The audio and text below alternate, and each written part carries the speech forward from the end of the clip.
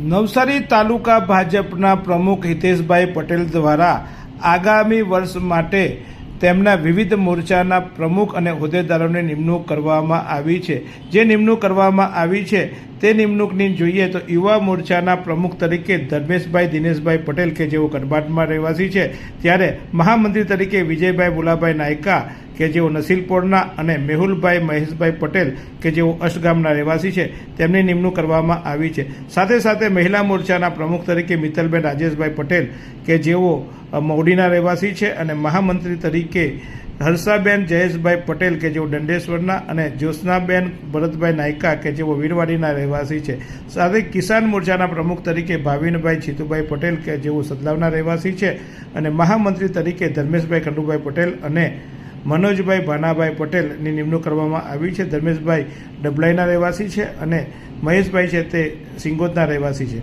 બક્ષી પંચના મોરચામાં સંજયભાઈ અરવિંદભાઈ પટેલને પ્રમુખ તરીકે કે જેઓ ઉન ગામના રહેવાસી છે। સાથે સાથે મહામંત્રી તરીકે દીપકભાઈ રમનભાઈ પટેલ મોરાના રહેવાસી અને અમૃતભાઈ એમ પટેલ જે ઓંચીના રહેવાસી છે તેમની નિમણૂક કરવામાં આવી છે।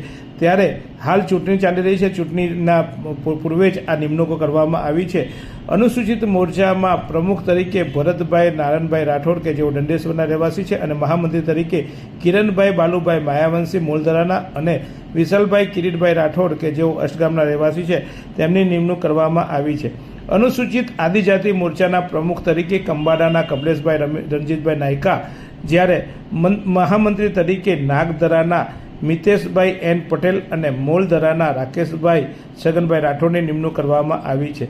લઘુમતી મોરચાના પ્રમુખ તરીકે ખેરગામના અબ્દુલભાઈ ઇસ્માઇલ ભામજી અને મહામંત્રી તરીકે પણ ખેરગામના જ અબ્દુલભાઈ અમીઝભાઈ ઇસ્માઇલ મુલ્લા અને ભટ્ટાઈના મોહમ્મદભાઈ ઇસ્માઇલભાઈ રાવતની નિમણૂક કરવામાં આવી છે। આમ ચૂંટણી પૂર્વે જ આ તમામની નિમણૂક નવસારી તાલુકા ભાજપના પ્રમુખ દ્વારા આજે જાહેર કરવામાં આવી છે।